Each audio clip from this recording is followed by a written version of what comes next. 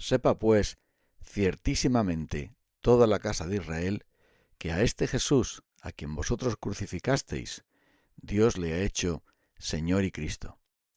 Al oír esto, se compungieron de corazón y dijeron a Pedro y a los otros apóstoles: Varones hermanos, ¿qué haremos? Pedro les dijo: Arrepentíos y bautícese cada uno de vosotros en el nombre de Jesucristo para perdón de los pecados, y recibiréis el don del Espíritu Santo. La conversión es una obra divina.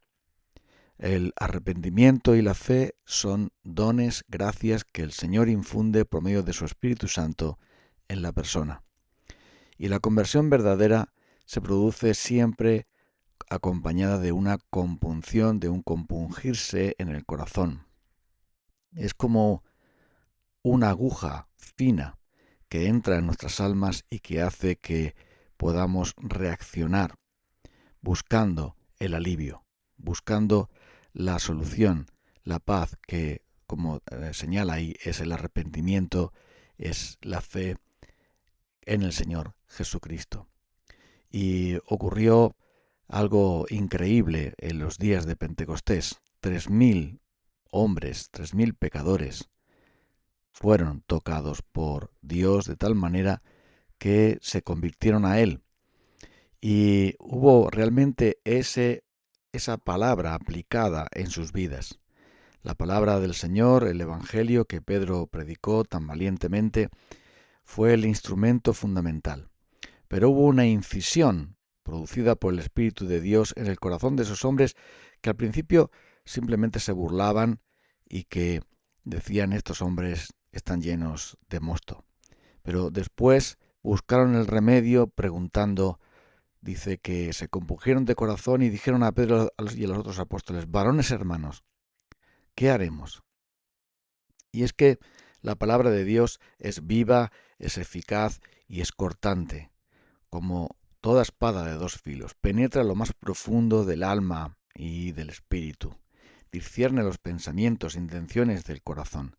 Y esa palabra de Dios en la mano del espíritu es como ese bisturí que llega a lo más profundo y hace que la letra del Evangelio pueda tener su propia vida dentro de la persona. El mensaje del Evangelio tenga eficacia en la persona. El método que el Señor utiliza siempre es su palabra. Por eso el Evangelio es de vital importancia y sin el Evangelio no puede haber conversión, no puede haber salvación. Así que el predicador tiene que usar simplemente el Evangelio porque es la herramienta de Dios. Y esa herramienta el Señor la inculca y la usa, esta palabra, para llegar justamente al corazón del problema, al corazón del hombre, para mostrarle su pecado y realmente hacerle sentir el culpable. Porque el Espíritu de Dios nos da y nos convence de pecado, de justicia y de juicio.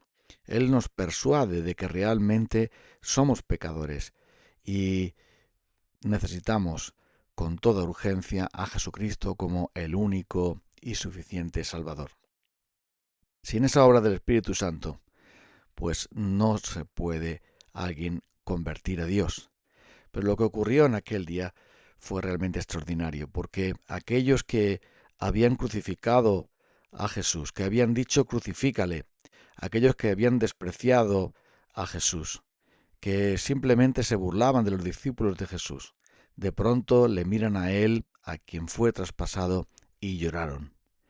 Lloraron, como dice Zacarías 12:10, se cumplió esa profecía de un modo literal en ellos. Pues dice: mirarán a mí, a quien traspasaron, y harán lamentación como el que pierde a su primogénito. El pecado había afectado su corazón de tal manera que el corazón de estos hombres que habían llegado a nada más y nada menos que hacer esa atrocidad con Jesús. Pero la gracia de Dios traspasó sus almas, como los clavos atravesaron la carne de nuestro Señor Jesucristo. Ahora el Evangelio había traspasado el corazón de esos hombres malvados para que se arrepintieran y se convirtieran a Él y pasaran a decir: varones hermanos, ¿qué haremos? Eso fue la gran obra del Espíritu Santo. Fueron compungidos de corazón. No simplemente fueron como recibieron como cierto regaño superficial, emocional, que quizá tenga alguna lágrima externa, pero que no produzca una acción radical. Y a veces se confunde una cosa con la otra, pero no. El Señor hizo una punción profunda, no solamente un rasguño, sino una punción profunda en lo más íntimo, en el alma, en el ser, en el corazón del ser humano, de aquellos hombres, para que ellos inmediatamente buscaran el alivio y la solución, el perdón y la vida que solamente podía venir del propio Señor Jesucristo. No era una emoción pasajera, no era simplemente decir: pues parece que lo hemos hecho mal y es una injusticia, es un acto no humanitario, por lo tanto tenemos que lamentarnos. No, ellos buscaron definitivamente la salvación completa, el cambio radical de su vida. Por eso sabemos que era una conversión verdadera. Y se dieron cuenta de que su pecado les llevaba a la ira de Dios, al gran peligro de la perdición, de la ruina eterna. Sintieron vergüenza y dolor por su locura, por su inmundicia, por su propia maldad. Y decidieron, ante ese dolor, buscar un alivio. Por eso le preguntaron a los discípulos: varones hermanos, ¿qué haremos? Porque anhelaban, como el enfermo, buscar el alivio de su dolor, de su enfermedad. Y no hace falta animar a un enfermo a que busque el alivio, porque el propio dolor y la enfermedad le empuja a buscar por todos los medios una solución. La palabra de Dios, como esa espada, les había golpeado sus propios corazones y conciencias, y ahora, compungidos, estaban dispuestos humildemente a buscar la salvación.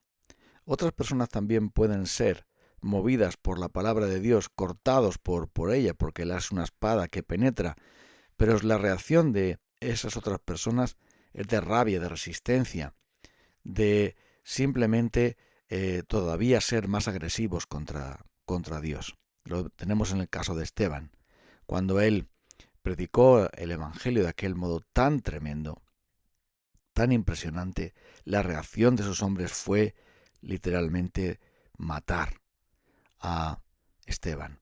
Lo mataron a pedradas de un modo vil y horrible, simplemente porque resistían al Espíritu Santo, simplemente porque odiaban a Dios y simplemente porque odiaban esa palabra del Evangelio. Aun por mucha religión de ruina que ellos tenían, así fue como actuaron. Sin embargo, en esta ocasión, esos hombres fueron compungidos para arrepentimiento y para bendición, y buscaron, al despertarse espiritualmente, la salvación que solamente podía venir del cielo, solamente podía venir del Señor mismo.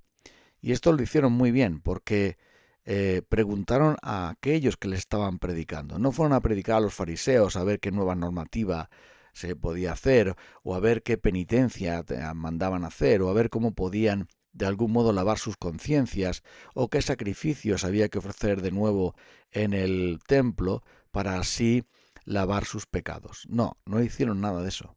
Simplemente preguntaron qué haremos a aquellos que le estaban predicando el Evangelio, porque se dieron cuenta de que su propio pecado, su propia religión, les había llevado a cometer esa atrocidad y esa injusticia contra el Señor Jesucristo, y se sentían realmente sucios, culpables y condenados. Por eso buscaron el Evangelio. Por eso buscaron a aquellos que predicaban el Evangelio, a aquellos que denunciaban y anunciaban también, denunciaban el pecado y anunciaban la buena nueva de la vida eterna. Por eso dijeron: ¿qué haremos? Porque se sometieron por completo a esa palabra del Señor.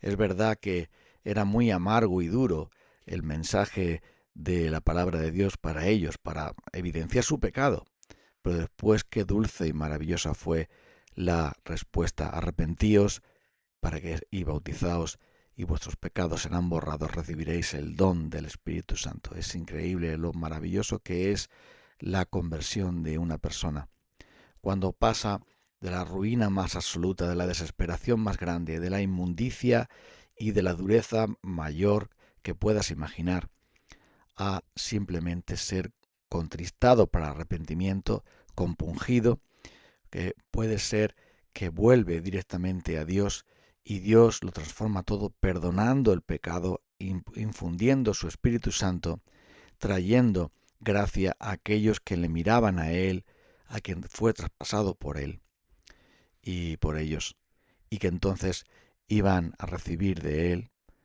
como recompensa, o mejor dicho, como respuesta a su dolor de arrepentimiento, nunca recompensa, porque Dios no va a recompensar nada, todo es por gracia, recibieron la gracia, el perdón y el mismo Espíritu Santo que les había herido, ahora les iba a llenar de gozo y de paz por toda la eternidad.